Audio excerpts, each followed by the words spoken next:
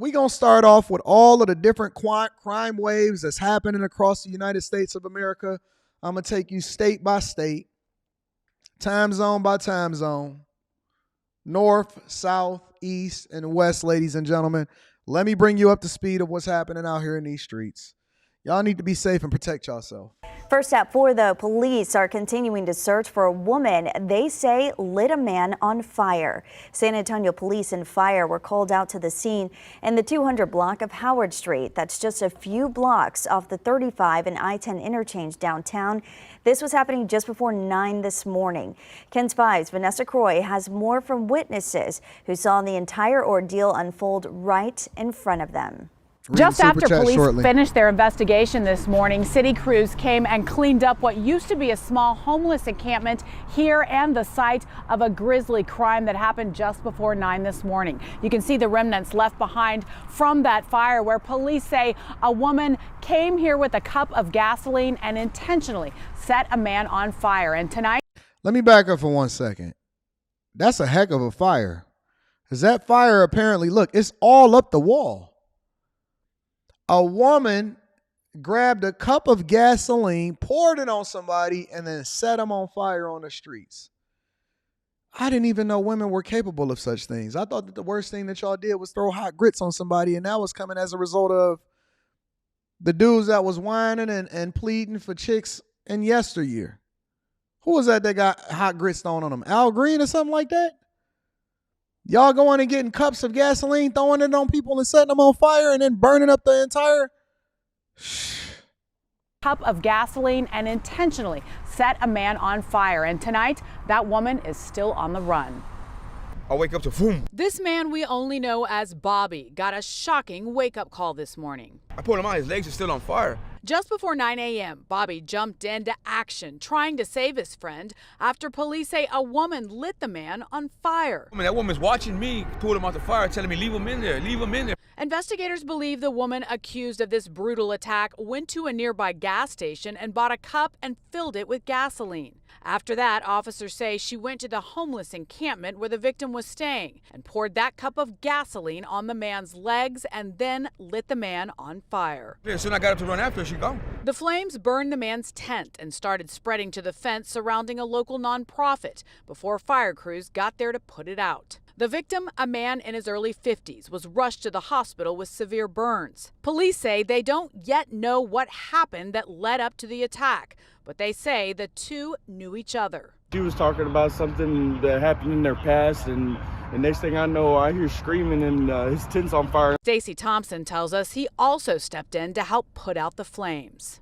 At last check, police are still searching for that woman accused of this grisly crime. They could only tell us that woman is in her 50s and was last seen wearing a maroon shirt.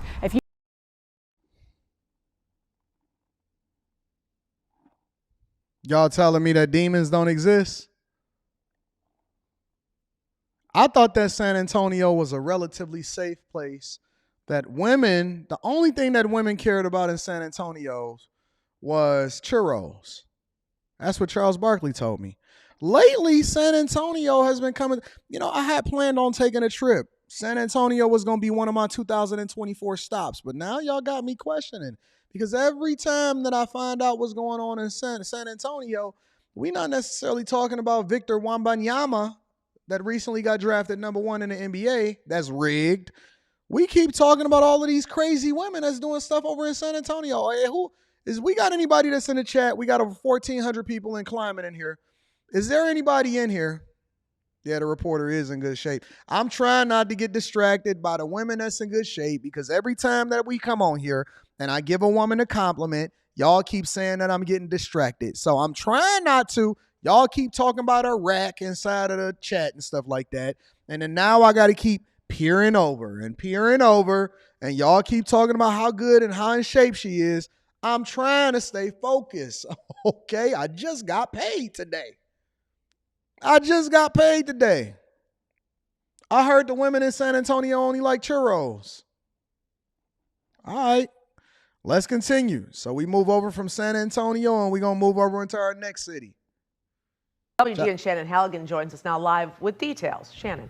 Yeah, 24-year-old Brian Snyder of Chicago has been charged with conspiracy to commit robbery. In the 16-page criminal complaint, evidence from the FBI, ATF, and Chicago police paints a picture of the violent crimes prosecutors say Snyder conspired to commit. Brazen criminals robbed an armored truck in broad daylight. Video from this August heist outside a Lansing bank shows the suspects who demanded money from an employee. According to federal prosecutors, a group of criminals pulled off similar robberies 7 times since February. Let me give a word of advice to all of the criminals out here in these streets. Let's say you do a crime, and Anton is absolutely against crime, and I think that all criminals should be locked up and have to pay their debt to society. Let's say that you do a crime, right? And you get away with it. And then let's say you try the same crime again and you get away with it. It's a strong possibility that by the time you get to 7 times, they gonna know who it is and they gonna figure it out and they gonna catch you. The problem with criminals is not that they didn't seize the opportunity to do something that they wasn't supposed to do in the first place. The problem with criminals is that they keep going back to the scene of the crime and thinking that they're going to make a career out of stealing. I don't know nobody that never stole out of Walmart that it only stole once. You just keep on having that crime of opportunity. First you stole some eggs because you didn't ring it up at the U scanner, right? And then you graduated over into a pair of socks. Next thing you know, you made an excuse for yourself and you told yourself that your daughter needed some new crayons. Now you over here trying to figure out how you can get some TVs out of Sam's Club. Listen. Stop stealing.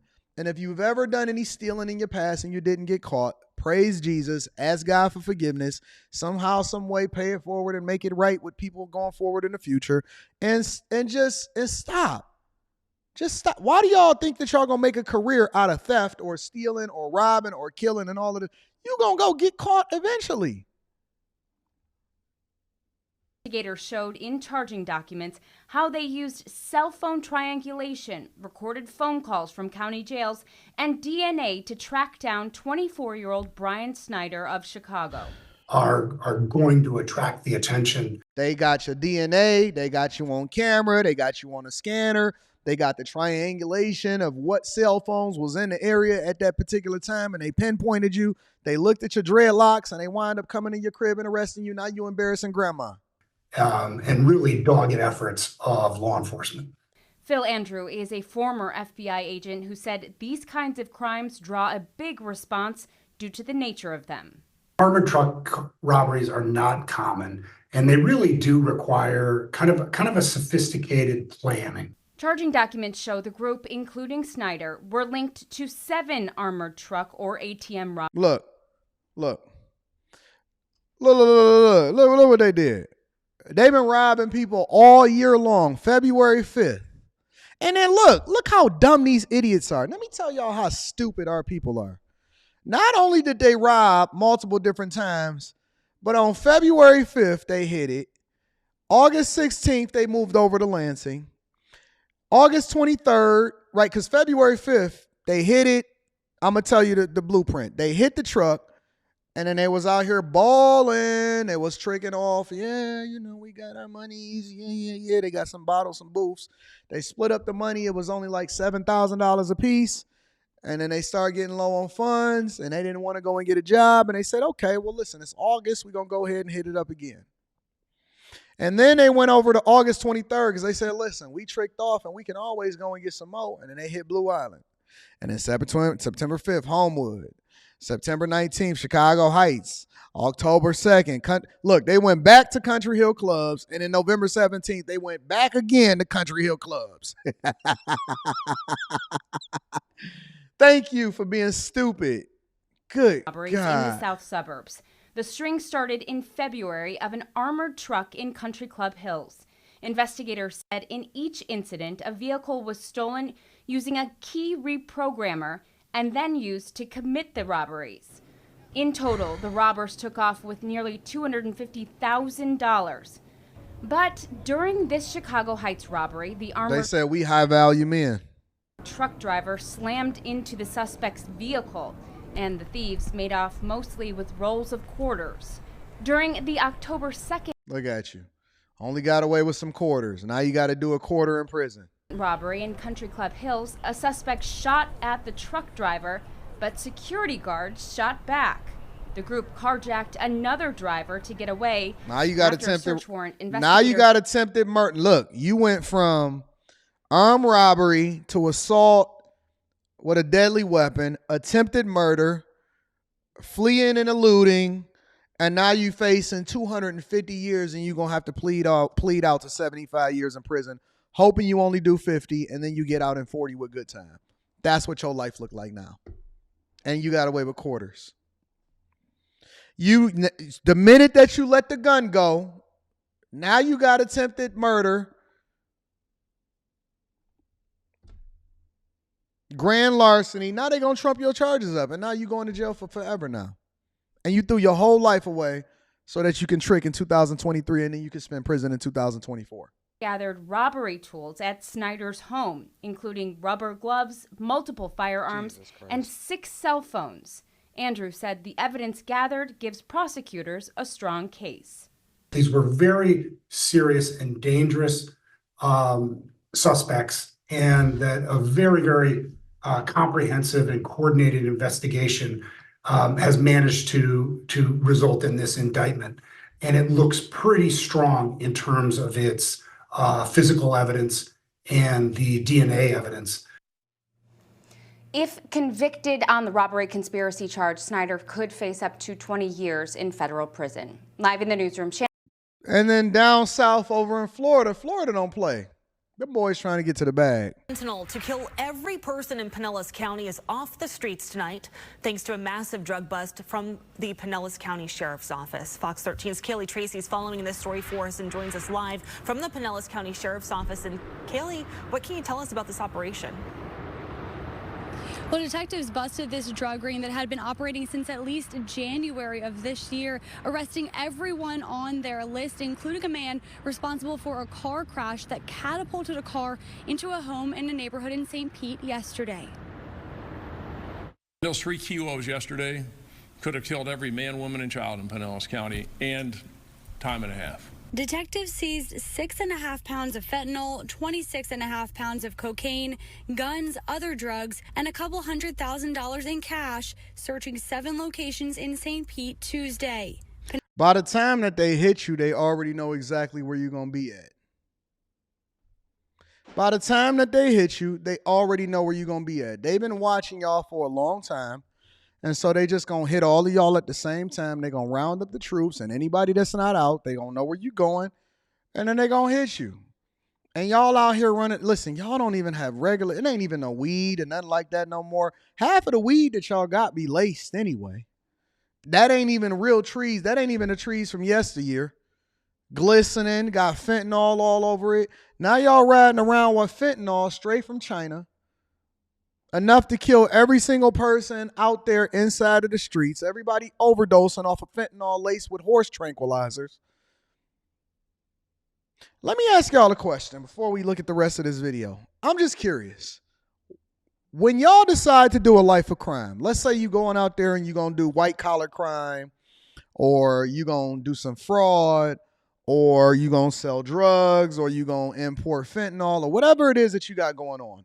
And I'm just curious because I don't know what the mindset of a criminal is. When y'all decide to go in it, do y'all go in it with a goal like, man, I'm going to make $3 million, or if I could just get $6 million over in a Swiss bank account, or if I could wash enough to be able to have $5 million or $10 million by the time that, you know what I'm saying, I'm done, I'm out of the game for sure, and then I can go off and I can invest in my business, or I could just live a good life for the rest of my life, or I'm going to go overseas, or I'm going to be a passport bro. How come nobody actually has a goal when they decide to go out here and commit crime? They just commit crime relentlessly until there's a case pending, and then they got to go in the metal bracelets and they got to go out for the rest of their life. Is there a goal for the criminal? Do y'all have a threshold amount of money that you need to make? Do you just get extra greedy? What's up? What's the finesse?